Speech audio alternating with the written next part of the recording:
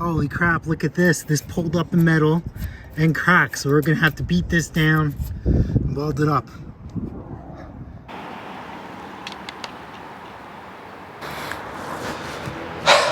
Alrighty guys, it is a couple of days after we had some snow and a few other things. So we are back on the snapper.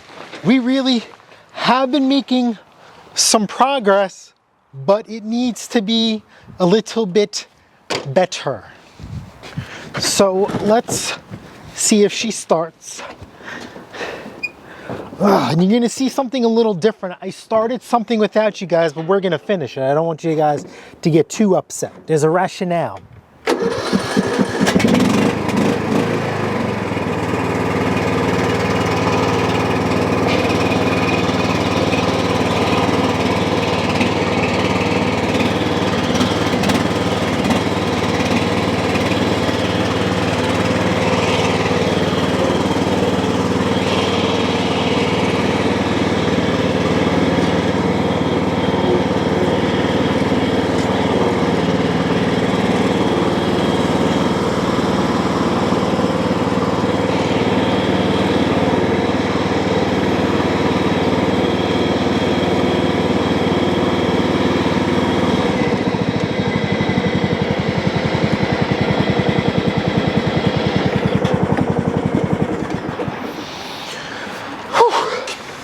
Hold on. I don't think. Ooh. Ooh. Oh no. Oh no. I think this is the one. We're gonna have to put a tube in a tire. I have tried the ATF trick and it's worked in the past. Sometimes your luck just kind of runs out and we need a better position. So I'm gonna move this thing into position. I'm gonna talk at the same time. Hopefully we have a good camera angle. Let me just vogue this up.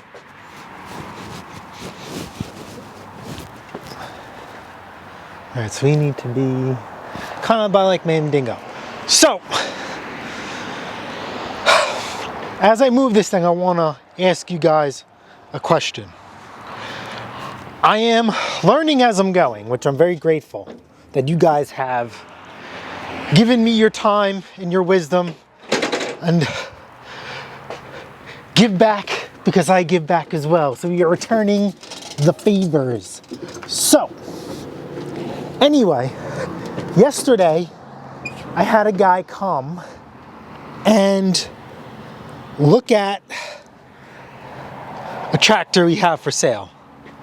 And he kind of just jumped right in the seat and started like going at it, and like he didn't let the engine warm up. He activated the belts like in full blast, and then he shut the engine down in like full blast. And then I don't know if he was playing games, but that's hydrostatic drive, and I never had this happen to me before.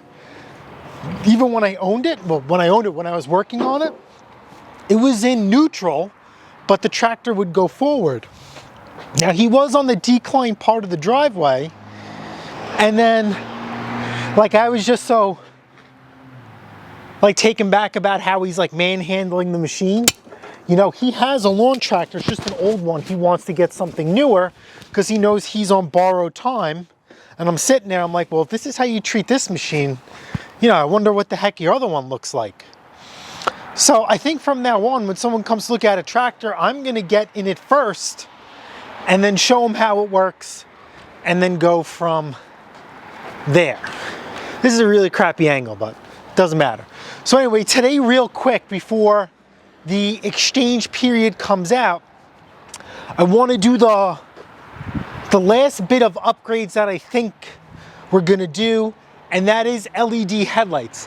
Now the headlights that I got from Amazon are economic, okay?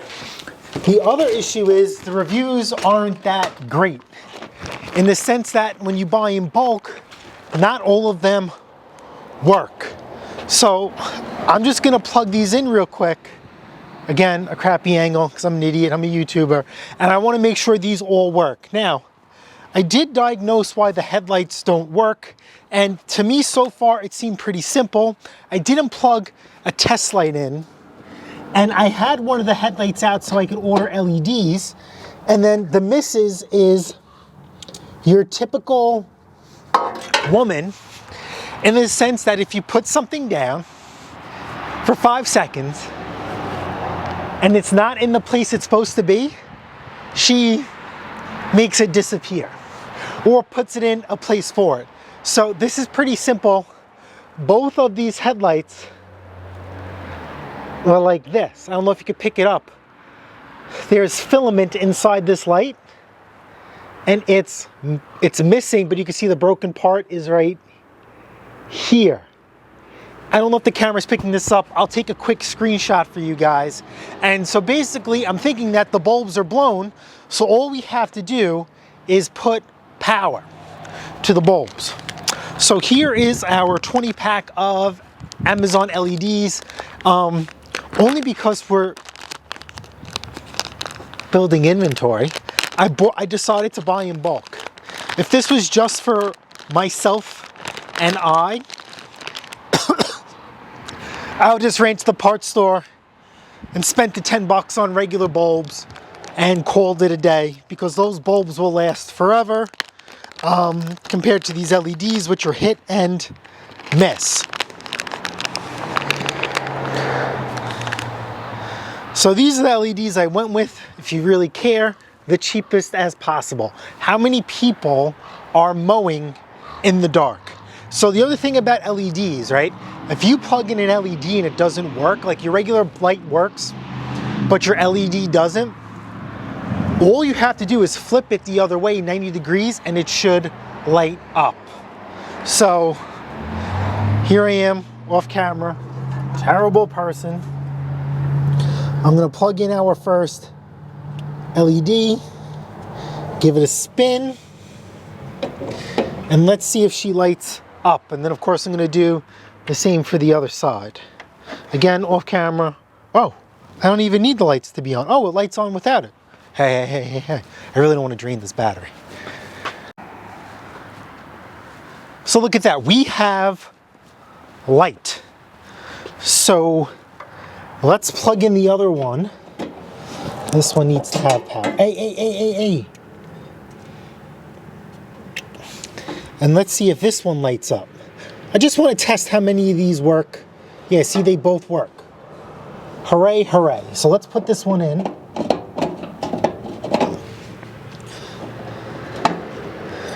And I'm gonna go through all of these lights. I want to make sure they all work. My other idea was I'm not gonna test them all, and then if anything I have an issue, I'm just gonna order another set of lights and then tell the seller, hey, the ones that you just sent me are working, you know, play the old swap-peroo. But I didn't feel like doing that, to be honest with you. And this is weird. Why are these lights labeled speaker?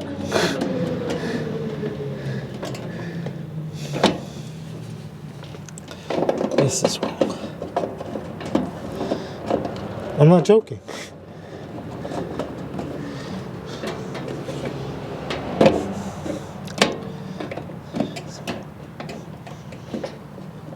Alright, so that goes there.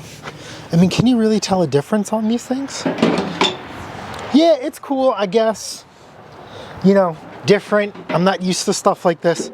So I'm gonna plug in these lights off camera, and then we're gonna go back to the second set of maintenance. All right, so LED headlights are all a success. Take a guess how many worked out of the 20 and how many did not.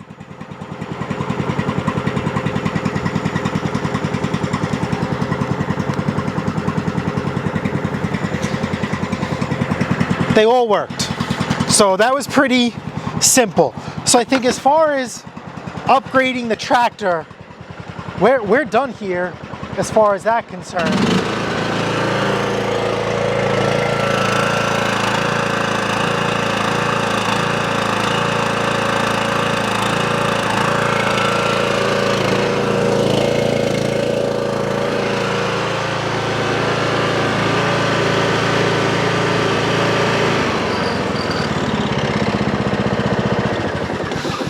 You know, don't ask me why. But now I'm thinking, like, it kind of looks like a mouth or like a smiley face. And maybe to try and sneak. Like, how cool would it be to put a little light in here? And, you know, we have a little accident here from a student driver. Maybe. Do we try and pound that out? And do some lights? You know? Obviously, there's going to be no money in that. That's just, you know, for us to have fun and have it look good. Speaking of not fun, unexpected surprises. Do they come in pairs? Did I cause this issue like others? Am I wrong for doing it this way? Or am I right? Well, I'm going to tell you what, I don't know how this happened. So I know for a fact it's not me. But I did miss this. And to be fair, I've never even considered to ever check for this on any of the tractors I have ever sold. For the most part, if they come in riding and mowing, they go back out. If the belt looks a little, it gets replaced. But so far we've been very lucky that the belts haven't really shown any signs of wear and we never had to replace them. Well, lo and behold, we have some pulleys. Now, I made the mistake, I ordered the wrong one, realized it, went to cancel it, it was too late. They said I could return it, and now I'm thinking in the back of my head like, maybe that's a sign saying that even though one pulley's messed up, we're just going to replace both while we were in there. If this was my tractor, this is what I would do. And sometimes when fixing things and flipping things, you have to think about it two ways. Are you going to be the cheapest and try and yield the most profit? Or are you going to try and build a nice rapport, make every effort to send out a quality machine every time you go out there? And there are going to be at times you're going to reap the benefits of that. And then there are going to be some times where you're not going to reap as much benefits, right? But we're going for average here. Everything we do here is all about quality. The work, questionable. The intentions and the parts, yes. So the deck has to come off. We have to do the fabrication for the CHUTE, which I started. I just wanted to make some headway on it before I made a decision. And then I'm going to drop out the pulleys when I did the belts. And then I'm going to explain to you, I'm going to show you one of the pulleys. And that's why we came to where we are today. And I want you guys to tell me how this happened, because I don't know. I really, I don't know.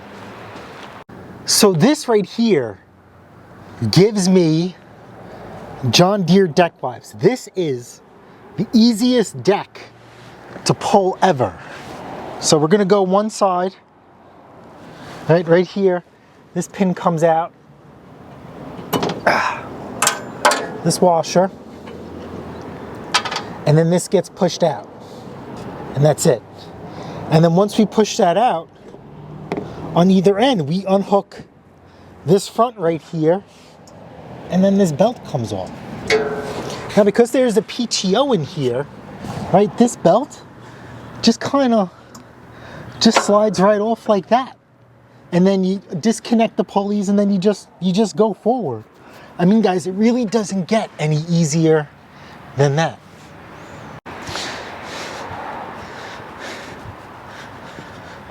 Alrighty, so we have our deck on our workbench, so it's easier for me to show you a few things.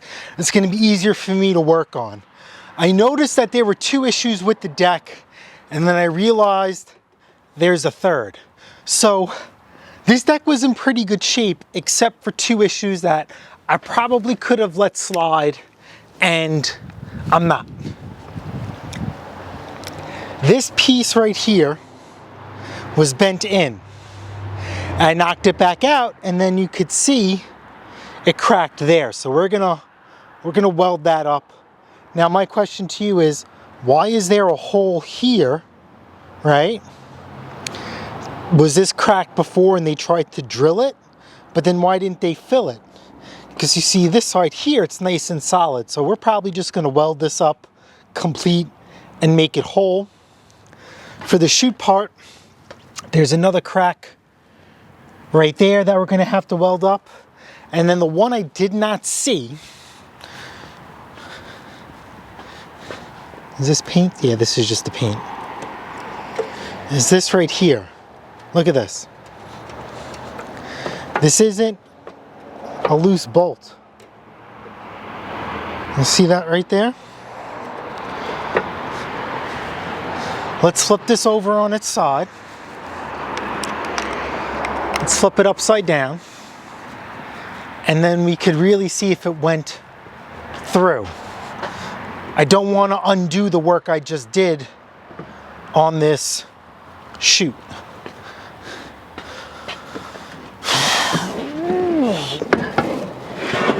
And then we'll go over this deck. And I hate this deck. And the reason why, oh wow, I do like this deck. I just said that. I just contradicted myself. Yep, this is it. Yep, this is the one. So, God, I just keep learning as I'm going. See? That's a crack. And it looks like it goes from here to here. So we're gonna have to weld that up. Look at this, even grease fittings on the spindle. Yep, and that one's intact too. What I do not like are these blades. These are high lift blades, really not meant for mulching. And that's why I was very adamant that we had to put a chute cover on here. Now I'll be honest with you, these blades, because they are an odd size, there are no aftermarket options. It's snapper or nothing. So these blades are really, really expensive. So I decided to retrofit a chute.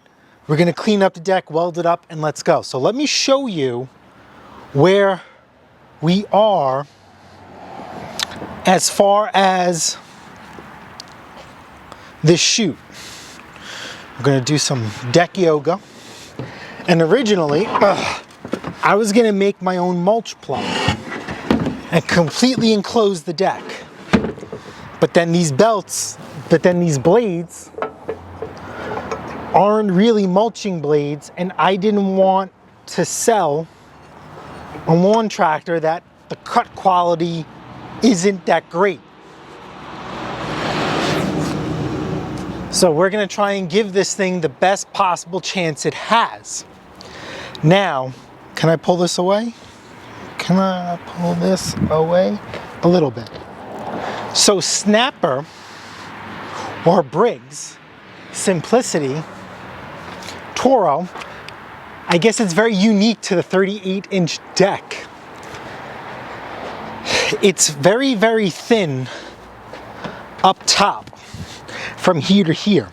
Your deck, your chute attaches here, and then there is no support here. Your bracket is literally here between these 2 points, and it connects here. So there's another hole here, and I don't know what that's for. I assume, keyword assume, that that is for a mulch plug, because everything I've seen online and even the parts schematic show just 2 small holes. So what I did is I got a carriage bolt, and that's gonna go through here. This is long on purpose for me to see. I could always shorten that up. Now, I was going through looking at more tractors to buy and sell, and I seen a Toro pop up. Toro has this little thing or something like it, this threaded collar. So my idea was, nope. So my idea was to use one of the carriage bolt holes as it should be, right? And then from there, we could mock up this piece in here. This is threaded. so we could put a bolt through the top, and then we have a choice of welding this to the deck or drilling through the deck and making this removable. I like the removable aspect in case they want to go back to the factory position or they run into issues. I don't know how to put in my for sale ad like, hey, the shoe was missing and I retrofitted something else. Like, I'm going to leave that, you know, right there. So what I'm going to do is literally just drill a hole from here, and then we're just going to fix everything right through that hole. I can't think of another way. Now, the other issue is, you know, carriage bolts have a shoulder, and the shoulder protrudes past the bracket. So I might, you know, just shave this a little bit so the carriage bolt sits flush and even. And then the only way to fix this is to get a bolt that's long enough and run it all the way through and push out these threads that we're gonna mess up by shaving it. That's just that's just me thinking out loud. I mean, tell me what you guys think. Is this viable or not? I mean, I'm kind of going from the hip on here. And then if needed, I could always make a cover. But now the issue is, if I make a cover, right, I can't utilize these bolts for the spindle because they always break. I would have to try and make something and then affix it, either drilling new holes or existing holes. And then I'll drain another 2 separate holes for the deck to drain so it doesn't rust out. Or maybe I'm just gonna leave it and call it a day. So let me just mark everything up, and we're gonna start drilling, and then we can bust out the welder. We're gonna undo our hard work. So I kind of have this in the position that I want. So all I'm doing is, I'm just marking this on the deck so I know where to drill my hole.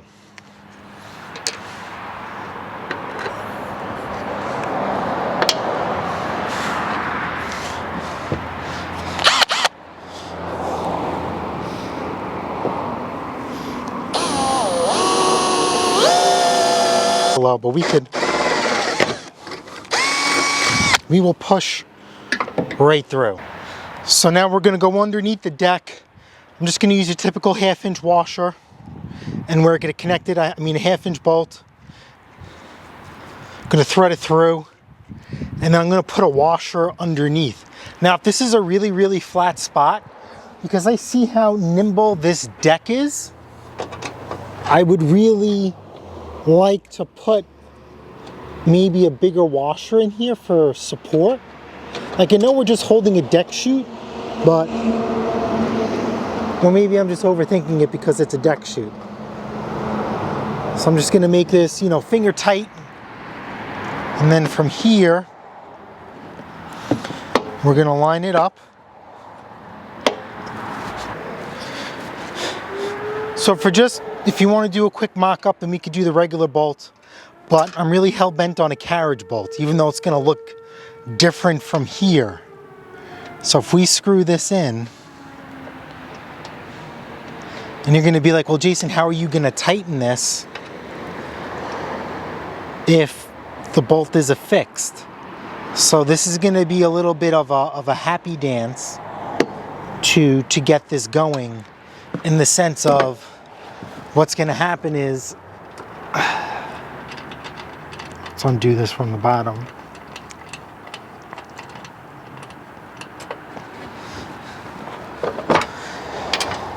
This is shouldered like a nut. So what we're going to have to do is install the carriage bolt first, and then tighten it down with a wrench, get this nice and tight.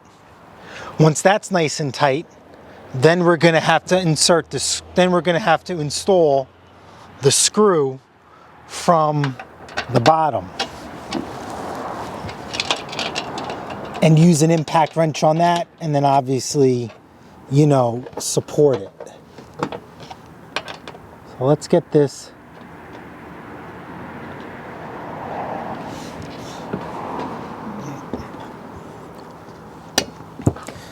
and we do this. I'm gonna try and do something very, very funky. If it works, it works. If it doesn't work, then it is. I'm gonna try and install the threaded rod.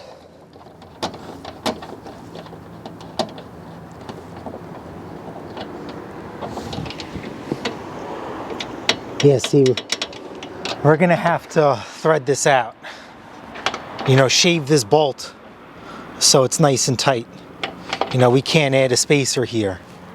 Or I might just say, screw it, forget the carriage bolt, and we could just do 2 nuts top and bottom, 2 bolts top and bottom, and call it a day. Because this is shouldered, and it's not gonna move. Well, I don't think it's gonna move, in theory. So if we can just do this way, you know, we're gonna keep the uniformity and see if this holds.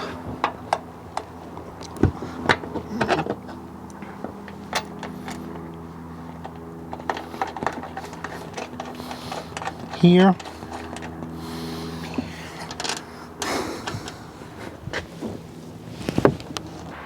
Now I just threaded it loosely from the top and the bottom, and this isn't too terrible. Once I make this nice and tight, this isn't gonna move. I think we're gonna pass on the carriage bolt. It's just gonna be 2 hard bolts each way. Let me undo this. Then we have to undo this bracket. And then we're gonna have to start grinding stuff away. We'll get the welder out, and we're gonna start playing with some metal. Yippee. Alrighty, so look at this. More cracking here and here. Like I said, it goes all the way here, and that's why this bolt was loose. There's nothing for that shoulder bolt to grab onto. So we've got 1, 2, 3,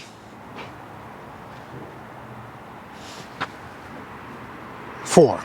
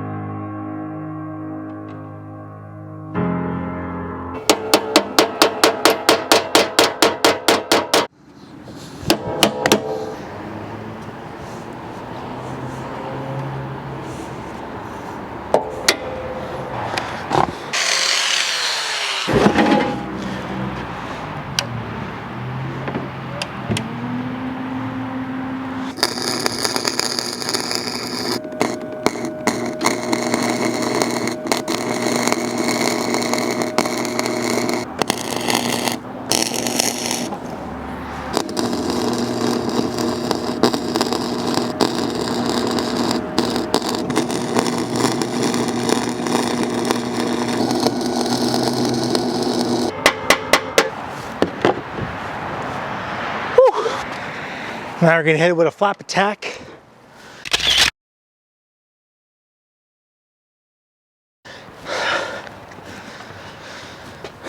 This one was probably my best weld. And I had to stop. I'm gonna connect those two and we'll make that pretty. Here are all the cracks, kind of messed up there, but again, the flap attack will make me the welder. I am not, but these are going to be nice, good, solid repairs. I might flip the deck over and check it out underneath, but let's worry about this first. Or you know what, while this is still hot, let me flip this over and we'll weld from the bottom too. So look at that.